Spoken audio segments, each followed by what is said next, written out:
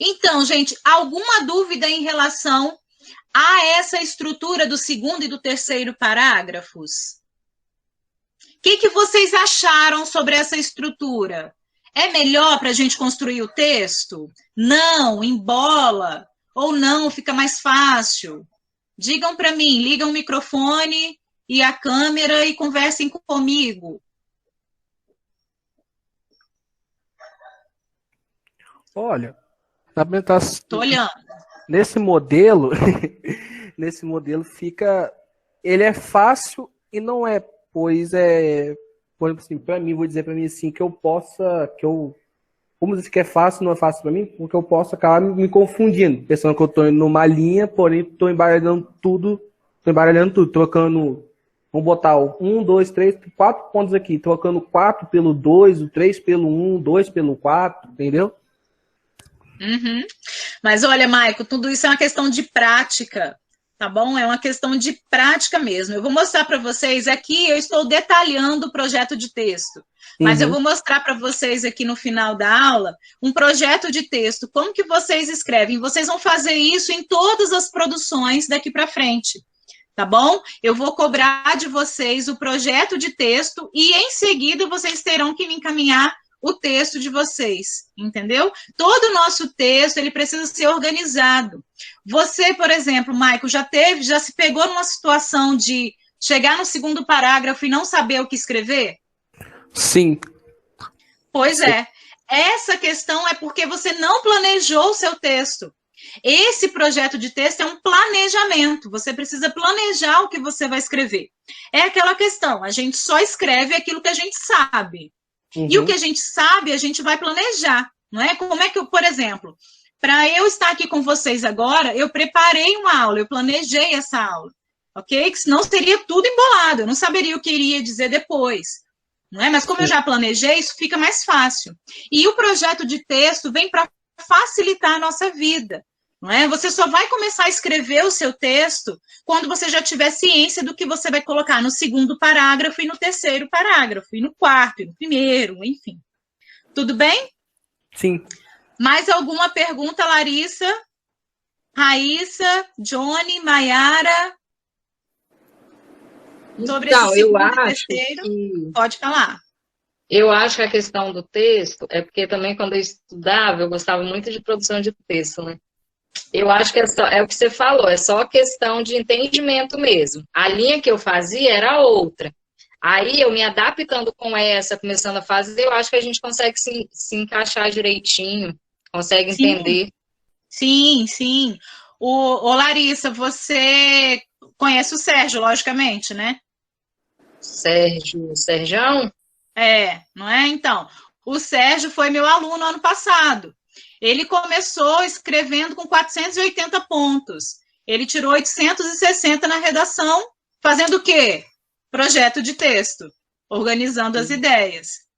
Não é? Então, assim, ele é um dos meus corações, assim, das minhas alegrias do ano passado, né? Porque ele começou, assim, com um desafio muito grande, mas ele foi superando também, logicamente, não foi mágica, foi prática. Prática, exatamente. É prática. Se você não escrever, você não vai conseguir.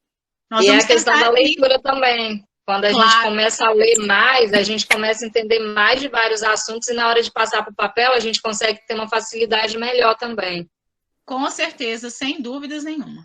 Não é? Então, a gente precisa ler, porque a gente só escreve aquilo que a gente sabe, e, ao mesmo tempo, a gente precisa praticar.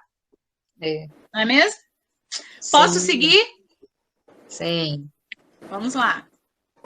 Seguindo aqui, gente. Então, essa estrutura, como eu disse, ela é utilizada no segundo e no terceiro parágrafos, tá bom?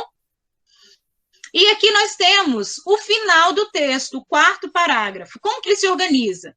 A gente precisa, no primeiro período, retomar o que a gente disse anteriormente, com outras palavras. A gente precisa retomar a ideia principal, que é a tese. Tá bom? A tese que é o norteador, ela é a norteadora de toda a ideia do texto, dos dois argumentos. Então, a gente precisa retomar isso. Observem como que essa aluna retomou. Em síntese, mudanças devem ser realizadas com o intuito de minimizar os desafios existentes para a garantia efetiva dos direitos infanto-juvenis. Ela trouxe aqui a ideia de que mudanças precisam ser realizadas, né, para minimizar os desafios. Quais? Os dois que ela apresentou, né, a questão da padronização e a questão da burocracia. Vamos ver aqui como é que ela organizou. Gente, PI é preguiça de escrever, tá bom? É proposta de intervenção. Mentira, não é preguiça. É só para a gente enxugar o texto aqui, tá? Vamos lá. Para tanto, cabe aos veículos midiáticos, que é o agente, difundir em telenovelas casos que rompam com os paradigmas sociais, a fim de estimular a adoção de crianças que fujam do perfil atualmente idealizado. Ademais, é dever do CNJ implementar um departamento exclusivo que seja capaz de agilizar o processo adotivo por meio da promoção de cursos que visem capacitar magistrados, objetivando amenizar a morosidade. Morosidade, pessoal, é lentidão, ok? Dos processos e torná-los mais efetivos. Observe que ela trouxe duas propostas para os dois problemas que ela apresentou. Ela trouxe a questão do padrão idealizado na primeira proposta e trouxe a questão da morosidade, da burocracia na segunda, né? Observe, então, que ela fez uma retomada do primeiro parágrafo, dos argumentos que ela colocou no segundo e no terceiro para a proposta de intervenção. Por fim, ela apresentou um fim utópico. O que significa esse fim utópico? É a consequência boa. Se as propostas forem efetivadas, essa é uma boa consequência. Qual? Espera-se que todas as negrinhas e negrinhos do Brasil disponham de uma estrutura familiar. Ela foi racista, preconceituosa em colocar negrinhas e negrinhos do Brasil? Não. Ela trouxe aqui a menção à literatura de Monteiro Lobato, que ela apresentou lá no primeiro parágrafo. Sacaram? Ela fez uma retomada da ideia. Esses negrinhos e negrinhas, ela colocou até em asteriscos. Não é? Por quê? Porque faz referência à personagem de Monteiro Lobato. Sacaram? Bacana. Abriu mais a janela aí das possibilidades na produção. Balancem a cabeça se sim, se não, que eu estou vendo de algumas pessoas. Sim, que bom, Michele Damasceno. Fico feliz. Bom, sigamos juntos aqui, juntas. Proposta de intervenção. Então, gente, essa proposta aqui, ela não é organizada do nada.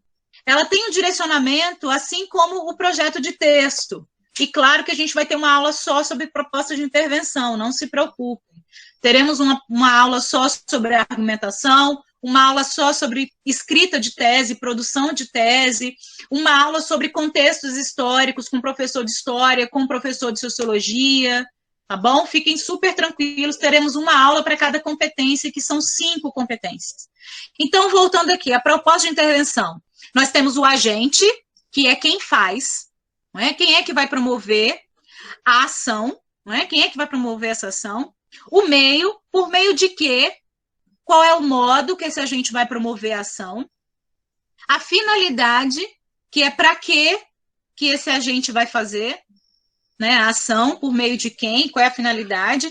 E o detalhamento ele pode ser tanto do agente, por exemplo, se eu coloco o agente como o Ministério da Saúde, eu posso colocar um aposto explicativo que a gente vai estudar, fiquem tranquilos, não é? Que é a explicação entre vírgulas, né? O Ministério da Saúde é responsável por direcionar a questão da vacina no Brasil, não é? Observaram que eu fiz um detalhamento de quem é o Ministério, o que o Ministério da Saúde faz, por exemplo. Ou então eu posso colocar as secretarias municipais de educação, vírgula, as quais são responsáveis por... Isso é um detalhamento, sacaram? Não só a gente faz um detalhamento do agente, mas a gente pode fazer um detalhamento da ação, não é? Por exemplo, se já existe alguma ação parecida com a que você vai propor, não é? Isso é um detalhamento.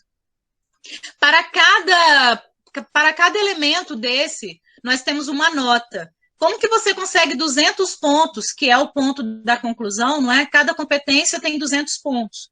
A proposta de intervenção vale 200. Então, como é que você consegue 200? dizendo todos esses elementos na sua proposta de intervenção. O agente, a ação, o meio, o modo, finalidade e o detalhamento. Mas fiquem tranquilos que a gente vai trabalhar isso com muita calma e muita atenção.